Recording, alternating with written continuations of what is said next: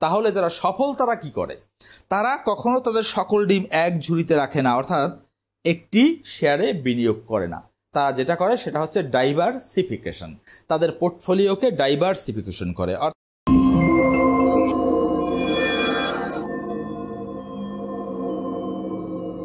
দর্শক, শেয়ার মার্কেটে যত লোক ব্যবসা শুরু করে বা নতুন করে এন্ট্রি নেয়, তার মধ্যে শতকরা 90% লোক এখানে ব্যর্থ হয়। আর এই 90% লোকের ব্যর্থ হওয়ার একটি কারণ হলো এরা প্রায় প্রত্যেকেই কতগুলো কমন ভুল করে, অর্থাৎ এমন কতগুলো ভুল আছে যা প্রায় প্রত্যেকেই করে। আর এই ভুলগুলোর কারণেই এরা এখানে ব্যর্থ হয়।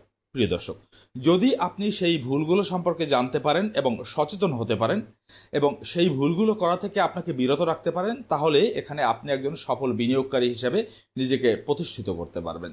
তবে শুরুতে আমি একটা কথা আপনাদেরকে বলে নিতে চাই, সেটা হচ্ছে আমার সকল ভিডিও কিন্তু ইনভেস্টরদের লক্ষ্য করে, অর্থাৎ ট্রেডারদের লক্ষ্য করে বা ট্রেডারদের উদ্দেশ্য করে বা ট্রেডিং নিয়ে আমি সচরাচর কোনো ভিডিও তৈরি করি না। কারণ হচ্ছে আমি নিজে একজন ইনভেস্টর এবং সেই হিসেবে আমার সবগুলো ভিডিও কিন্তু ইনভেস্টরদের উদ্দেশ্য করে, এবং আজকের ভিডিওটিও ইনভেস্টিং বিষয়ক। প্রিয় দর্শক, আপনি যদি সফল একজন বিনিয়োগকারী হতে চান, অর্থাৎ ব্যর্থ বিনিয়োগকারী না হতে চান, ধরুন একজন বিনিয়োগকারী তিনি হলেন ব্যর্থ, আর এখান থেকে আপনাকে যদি সফল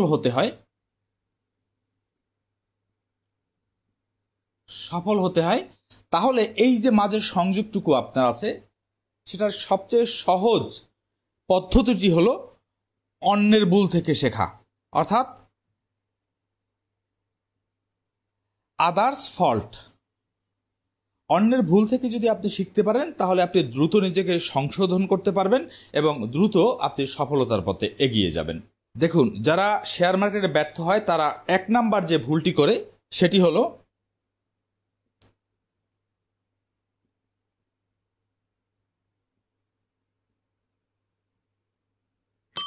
অর্থাৎ শর্ট টার্ম মাইন্ডসেট। এই শর্ট টার্ম মাইন্ডসেটের কারণে অধিকাংশ লোক এখানে ব্যর্থ হয়। দেখেন, রাতারাতি আপনার পোর্টফোলিও কখনো গ্রো করবে না। যদি গ্রো করেও তাহলে কতই বা গ্রো করতে পারে। আপনি যদি শেয়ার মার্কেট থেকে লাখো কোটি টাকার স্বপ্ন দেখে থাকেন বা এরকম প্ল্যানিং করে থাকেন, তাহলে শর্ট টার্মে কখনোই এটা সম্ভব নয়। আপনাকে অবশ্যই লং টার্ম চিন্তা ভাবনা করতে হবে। আপনাকে এখানে সময় দিতে হবে, এখানে টাইম ইনভেস্ট করতে হবে, আপনার ধৈর্য ধরতে হবে এবং লং টার্মে আপনাকে চিন্তা ভাবনা করতে হবে। যদি আপনি লাখো কোটি টাকার স্বপ্ন এখান থেকে দেখে থাকেন, শর্ট টার্মে যে টাকা হয় না তা কিন্তু নয়, টাকা হয়, কিন্তু সেরকম করে টাকা কিন্তু গ্রো করে না এবং ঝুঁকি সবচেয়ে বেশি। সুতরাং আপনি যদি সফল হতে চান, আপনাকে লং টার্মের মন মানসিকতা এখানে রাখতে হবে। দেখুন, আপনি শেয়ার মার্কেটে যারা সফল হয়েছে তাদের ডাটা যদি আপনি বিশ্লেষণ করেন, তাহলে দেখবেন এদের মধ্যে অধিকাংশই হচ্ছে ইনভেস্টর, এবং তাদের অ্যাভারেজ দে হোল্ডিং পিরিয়ড, অর্থাৎ একটা শেয়ার তারা কতদিন ধরে রাখে, এটা যদি আপনি অ্যাভারেজ করেন তাহলে দেখবেন 7 থেকে 8 বছর, অর্থাৎ গড়ে 7 থেকে 8 বছর একজন সফল বিনিয়োগকারী তার শেয়ার হোল্ডিংসটা কিন্তু ধরে রাখে। সুতরাং বুঝতেই পারছেন লং টার্ম চিন্তাভাবনা করার কতটা প্রয়োজন এখানে। দেখুন, শেয়ার মার্কেট থেকে টাকা ইনকামের একটি বড় উপায় বা ওয়ে হলো এখানে পাওয়ার অফ কম্পাউন্ডিংকে আপনাকে কাজে লাগাতে হবে। কিন্তু আপনি শর্ট টার্মে কখনোই পাওয়ার অফ কম্পাউন্ডিংকে কাজে লাগাতে পারবেন না। সুতরাং কম্পাউন্ডিংয়ের পাওয়ারকে যদি কাজে লাগাতে হয়, তাহলে আপনাকে লং টার্মের চিন্তাভাবনা করতে হবে। আপনার মধ্যে যদি শর্ট টার্মের চিন্তাভাবনা থাকে, তাহলে এখনই শর্ট টার্মের চিন্তাভাবনা আপনি ঝেড়ে ফেলুন। প্রিয় দর্শক, শেয়ার মার্কেটে ব্যর্থ হওয়ার 2 নাম্বার যে কারণ সেটি হলো কোয়ান্টিটির চিন্তা করা। দেখবেন যারা নতুন এখানে আসে তারা সবসময়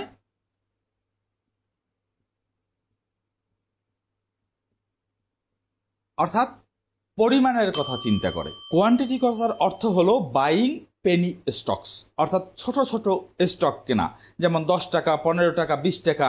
দেখবেন যারা নতুন তাদের এই শেয়ারগুলো কেনার প্রতি একটু ঝোঁক থাকে। এখানে লজ্জার কিছু নেই।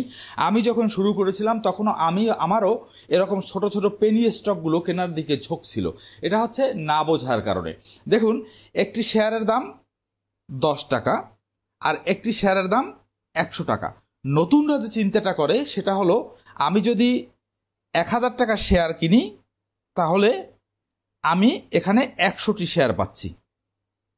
10 টাকার শেয়ার হলে আমি এখানে 100টি শেয়ার পাচ্ছি, এটা এরকম নতুনরা চিন্তা করে। আর যদি 100 টাকার শেয়ার হয় তাহলে আমি পাচ্ছি 10টি শেয়ার। এখন নতুনদের মধ্যে এই ধারণা কাজ করে যে যেহেতু আমার এখানে শেয়ারের সংখ্যা বেশি, পরিমাণ বেশি, যদি দাম বাড়ে তাহলে আমি কয়েক গুণ এখান থেকে লাভ করতে পারবো। আর যে শেয়ারের দাম বেশি সে শেয়ারে আপনি কম পরিমাণে কিনতে পারবেন, যেহেতু নতুন অবস্থায় আপনার কাছে আপনার পুঁজি কম, আপনার মূলধন কম। এই স্বাভাবিক কারণেই কিন্তু এই চিন্তা ভাবনা করে এখানে নতুনরা পেনি স্টক অর্থাৎ ছোট ছোট যে দামের স্টক আছে পেনি স্টকগুলো কেনার দিকে চিন্তা ভাবনা করে সব সময়। কিন্তু এই পেনি স্টক কেনার ব্যাপারটা অন্য জায়গায়। দেখুন এখানে ভুলটা কোথায় হয়, আসলে দাম কোনো ফ্যাক্টর নয়। 10 টাকা, 100 টাকা কিংবা 1000 টাকা শেয়ার দাম কোনো ব্যাপার নয়। আপনি যদি দামের ক্রাইটেরিয়ায় আপনি শেয়ার কিনতে যান তাহলেই আপনি বড় রকম ফাঁদে পড়ে যাবেন। দেখুন শেয়ার কেনায় আপনাকে সবসময় কোয়ালিটিকে প্রাধান্য দিতে হবে। কোয়ালিটিকে প্রাধান্য দিতে হবে, নট কোয়ান্টিটি। অর্থাৎ দাম 10 টাকা না 1000 টাকা সেটা বড় কথা নয়। আপনাকে দেখতে হবে কোম্পানিটি ভালো কিনা, শেয়ারটি ভালো কিনা, কোম্পানিটির ফান্ডামেন্টাল পজিশনটা, অর্থনৈতিক অবস্থা ভালো কিনা, এটি ভবিষ্যতে গ্রো করবে কিনা। অর্থাৎ এক কথায় আপনাকে বুঝতে হবে যে কোম্পানিটি ভালো কিনা।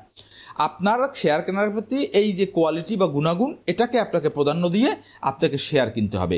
দামের দিক দিয়ে আপনি দামের দিক তাকিয়ে বা দামকে আপনি যদি প্রাধান্য দিয়ে আপনি যদি শেয়ার কেনার চিন্তা ভাবনা করেন তাহলে আপনি বড় রকমের ফাঁদে পড়ে যাবেন। সচরাচর পেনি স্টক কোনগুলো হয়ে থাকে, কম দামের শেয়ার, খারাপ কোম্পানি, নতুন কোম্পানি। সুতরাং এই জাতীয় কোম্পানি কিনলে আপনি দেখবেন আপনি কাঁচরা আবরে অনেক শেয়ার কিনছেন, আপনি মনে মনে শান্তি পাচ্ছেন আমার হাতে প্রচুর পরিমাণে শেয়ার। কিন্তু এগুলো যেহেতু নতুন কোম্পানি, যেহেতু এস্টাবলিশড কোম্পানি নয়, সেহেতু আপনি যে কোনো সময় এখানে আপনার মূলধন হারাতে পারেন। সুতরাং নট কোয়ান্টিটি, বরঞ্চ আপনাকে চিন্তা করতে হবে কোয়ালিটি ওভার কোয়ান্টিটি, অর্থাৎ গুণমান শেয়ারের। আর আপনি যদি কোয়ালিটিকে প্রাধান্য দিয়ে আপনি শেয়ার কিনতে চান তাহলে আপনাকে 3টি কাজ করতে হবে। অর্থাৎ একটা কোম্পানি এফএস, ফিনান্সিয়াল স্টেটমেন্ট, 2 নম্বরে বিএস অর্থাৎ ব্যালেন্স শিট, এবং 3 নম্বরে সিএফ অর্থাৎ ক্যাশ ফ্লো।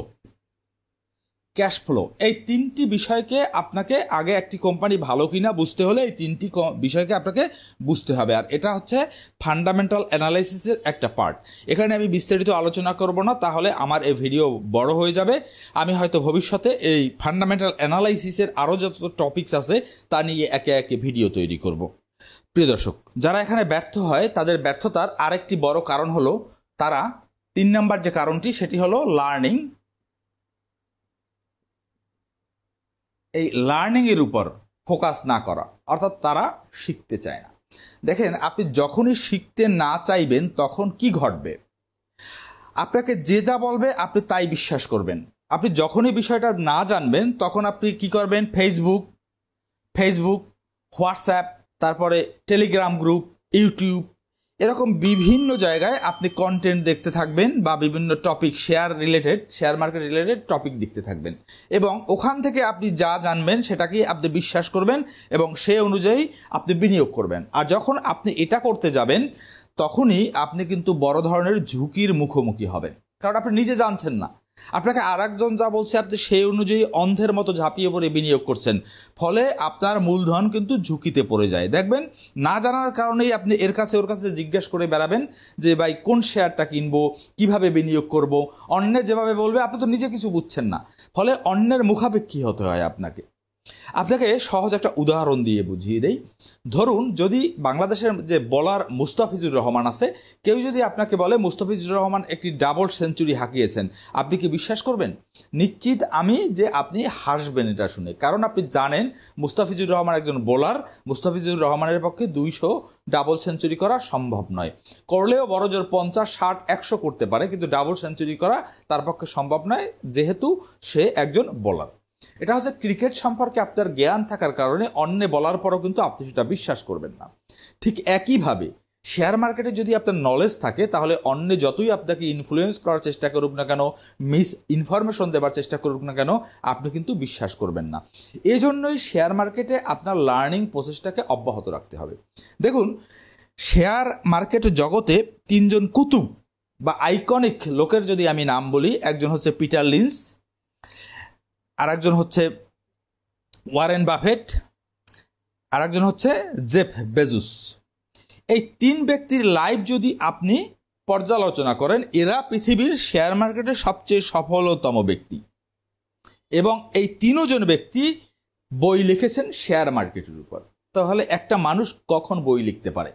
যখন সে নিজে প্রচুর পরিমাণে চর্চা করে, প্রচুর পরিমাণে লার্নিং করে, তারপরই সে সেখানে সফল হয় এবং সেই সফলতা নিয়ে সে বই লিখতে পারে।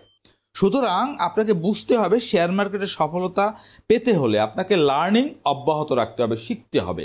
শেয়ার মার্কেট রিলেটেড ভালো ভালো বই আছে, সেই বইগুলো আপনাকে পড়তে হবে। আপনি যদি এখন বই নাও পড়েন, তার বিকল্প হিসাবে এই বইগুলোরই অডিও বুক কিন্তু ইউটিউবে পাওয়া যায়, আপনি সেগুলো পড়তে পারেন।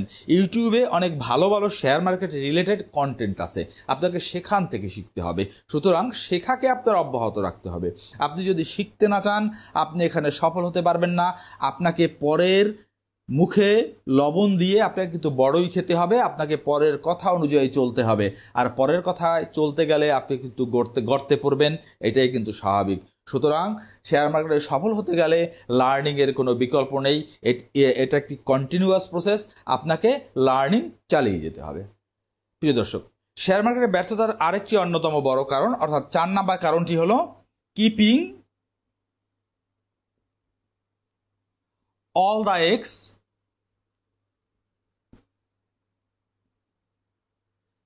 in one basket। অর্থাৎ আপনার সবগুলো ডিম একই ঝুড়িতে রাখা। আমি বিষয়টা আপনাদেরকে ব্যাখ্যা করে দিচ্ছি। দেখুন, আপনি যদি আপনার সবগুলো ডিম একটা ঝুড়িতে রাখেন, তাহলে কি হতে পারে? যদি ওই ঝুড়িটি কোনো ক্রমে পড়ে যায়, তাহলে আপনার ওই ঝুড়িতে রাখা আপনার সকল ডিম ভেঙে যাবে। ঠিক একইভাবে শেয়ার মার্কেটে দেখবেন নতুনরা বা যারা ব্যর্থ হয়, তাদের একটি লক্ষণ হলো তারা যে কোনো একটি শেয়ারে তাদের সব টাকা বিনিয়োগ করে। ওই শেয়ারটি আমার ভালো লেগেছে, ওই শেয়ারে সব টাকা বিনিয়োগ করতে থাকে। কিন্তু যদি কোনো ক্রমে ওই শেয়ারটি খারাপ করে, তাহলে যেহেতু আপনি আপনার সকল মূলধন ওই একটি শেয়ারের পিছে ব্যয় করেছেন, সেহেতু আপনার অবস্থা খারাপ হয়ে যাবে, আপনি পুঁজি হারাবেন, আপনি মূলধন হারাবেন। তাহলে যারা সফল তারা কি করে? তারা কখনো তাদের সকল ডিম এক ঝুড়িতে রাখে না, অর্থাৎ একটি শেয়ারে বিনিয়োগ করে না। তারা যেটা করে সেটা হচ্ছে ডাইভার্সিফিকেশন, তাদের পোর্টফোলিওকে ডাইভার্সিফিকেশন করে। অর্থাৎ শেয়ার মার্কেটে দেখবেন অনেক রকম, প্রায় 400 কোম্পানি আছে বাংলাদেশের শেয়ার মার্কেটে, এবং ভারতে 5000-এর মতো কোম্পানি আছে। তাহলে এগুলো কি করতে হবে? এটা বিভিন্ন সেক্টরের কোম্পানি, আপনাকে আগে সেক্টরগুলোকে আলাদা করতে হবে। কোন কোন সেক্টরে আপনি বিনিয়োগ করবেন? সেক্টর যেমন ফার্মাসিউটিক্যাল সেক্টর আছে, টেক্সটাইল সেক্টর আছে, ফুড অ্যান্ড অ্যালাইড সেক্টর আছে, বেভারেজ সেক্টর আছে, ইঞ্জিনিয়ারিং সেক্টর আছে, বিভিন্ন সেক্টর আছে। আপনাকে আগে বুঝতে হবে আপনি কোন সেক্টরে ইনভেস্ট করবেন। সেই সেক্টর থেকে আপনাকে 4 থেকে 5, কমপক্ষে 5টি কোম্পানি সিলেক্ট করতে হবে। তারপর ওই 5টি কোম্পানিতে আপনাকে একটা রেশিও অনুযায়ী বিনিয়োগ করে যেতে হবে। এবং এই বিনিয়োগের একটি রুল হলো, আপনি কখনোই সেফ থাকার জন্য আপনার সকল টাকা একটি কোম্পানিতে লাগাবেন না। এই যে কতগুলো কোম্পানি আপনি সিলেক্ট করলেন, কোনো কোম্পানিতে 5%-এর উপর টাকা আপনি বিনিয়োগ করবেন না। অর্থাৎ সর্বোচ্চ 5% টাকা আপনি একটি কোম্পানিতে বিনিয়োগ করবেন, নট মোর দ্যান দ্যাট। 5%-এর উপর আপনি বিনিয়োগ করবেন না, তাহলেই আপনি সেফ থাকবেন। সুতরাং এখানে সফল হতে গেলে আপনাকে ডাইভার্সিফিকেশনের কোনো বিকল্প নাই, আপনাকে ডাইভার্সিফাই করতে হবে আপনার পোর্টফোলিওকে। প্রিয় দর্শক, শেয়ার মার্কেটে ব্যর্থ হওয়ার সর্বশেষ বা 5 নাম্বার যে কারণটি নিয়ে আজকে আলোচনা করব, সেটি হলো যারা ব্যর্থ হয় তাদের ব্যর্থ হওয়ার একটি অন্যতম বড় কারণ হলো they don't reinvest their profit. অর্থাৎ তারা তাদের প্রফিটকে, যে লাভটা করে শেয়ার মার্কেট থেকে, সেটিকে তারা রিইনভেস্ট বা পুনঃবিনিয়োগ করে না। দেখুন, আপনি যখন নতুন থাকবেন শেয়ার মার্কেট থেকে, যে আপনি যখন নতুন বিনিয়োগ করবেন, তখন হতে পারে আপনি কিছু কোম্পানি থেকে আপনি ডিভিডেন্ড পেয়েছেন, অথবা আপনি কোনো শেয়ারের দাম বেড়ে যাওয়ায় বিক্রি করে আপনি লাভ করেছেন, হতে পারে এরকম আপনি ইনকাম হতে পারে। কিন্তু প্রথম দিকে আপনি এগুলোকে যদি খরচ করেন, তাহলে যেটা ঘটবে সেটি হচ্ছে আপনি পাওয়ার অফ যে কম্পাউন্ডিং, সেই কম্পাউন্ডিংয়ের মজাটা আপনি পাবেন না, বা এই শক্তিটা কাজ করবে না। অর্থাৎ আপনাকে প্রথম দিকে যেটা করতে হবে, যে শেয়ার থেকে আপনি ডিভিডেন্ডের লাভ হোক, কিংবা আপনার শেয়ার বিক্রি করে আপনার লাভ হোক, আপনাকে এই টাকাগুলোকে আবার শেয়ার মার্কেটে রিইনভেস্ট করতে হবে। রিইনভেস্ট যদি করতে পারেন তাহলে আপনার ক্ষেত্রে পাওয়ার অফ কম্পাউন্ডিং কাজ করবে। আর এই পাওয়ার অফ কম্পাউন্ডিং যে কত বড় শক্তিশালী, এক সময় এটি একটি বিস্ফোরণ ঘটাবে এবং একটা সময় গিয়ে এত বেশি বিস্ফোরণ ঘটবে যে আপনি তখন এই ডিভিডেন্ড এবং এই যে লাভ পাবেন তার একটা অংশ থেকে আপনি আপনার জীবন স্বাচ্ছন্দ্যে চালাতে পারবেন এবং লাক্সারিয়াস জীবন আপনি যাপন করতে পারবেন। কিন্তু প্রথম দিকেই যদি আপনি ডিভিডেন্ডগুলোকে খরচ করেন এবং এই লাভটাকে খরচ করে ফেলেন তাহলে আপনি পাওয়ার অফ কম্পাউন্ডিং এটার সুফলটা আপনি পাবেন না এবং আপনি এখানে সফল হতে পারবেন না। সুতরাং আপনাকে যেটা করতে হবে, শেয়ার মার্কেটে সফল হতে গেলে প্রথম দিকে যে আপনি লাভগুলো পাবেন প্রথম কয়েক বছর, যতক্ষণ আপনার পর্যাপ্ত পরিমাণে বেনিফিট ওখান থেকে না আসছে, বেশ শুরুর কয়েকটা বছর আপনাকে ডিভিডেন্ড এবং লাভ এই দুটোকে আপনাকে আবার এই শেয়ার মার্কেটে রিইনভেস্ট করতে হবে। এটা হচ্ছে শেয়ার মার্কেটে দ্রুত সফল হবার একটি ওয়ে। প্রিয় দর্শক, আশা করি আজকের ভিডিওটি আপনাদের উপকারে এসেছে। যদি আমার ভিডিওটি উপকারে এসে থাকে তাহলে আমি আপনাদের কাছে একটি ফেভার চাইবো, সেটি হলো আমার চ্যানেলটি সাবস্ক্রাইব করবেন, লাইক, শেয়ার এবং কমেন্ট করবেন। দেখুন, আপনাদের কমেন্ট পেলে আমি উৎসাহিত হই, আরও নতুন নতুন ভিডিও আমি নিয়ে আসতে পারি বা নিয়ে আসার উৎসাহটা আমি পাই। আর আরেকটি কথা বলি, আমি নিয়মিত প্রতি সপ্তাহে আমার এই চ্যানেলে আমি শেয়ার মার্কেট নিয়ে 2টি ভিডিও আপলোড করি এবং চেষ্টা করি আপনাদেরকে শেয়ার মার্কেট সম্পর্কে এডুকেট করার, শেয়ার মার্কেটের জ্ঞান দেবার। আমি যেহেতু নিজে শেয়ার মার্কেটের সাথে সম্পৃক্ত, শেয়ার ব্যবসা আমি নিজে করি, সুতরাং আমার উপলব্ধি প্লাস আমি প্রচুর চর্চা করি, প্রচুর বই পড়ি, প্রচুর কন্টেন্ট দেখি, সেখান থেকে আমি যে জ্ঞান আরোহণ করেছি সেগুলো চেষ্টা করি আপনাদের মাঝে দেবার। প্রিয় দর্শক, দেখা হবে নতুন কোনো ভিডিওতে। সে পর্যন্ত ভালো থাকবেন। সকলকে ধন্যবাদ।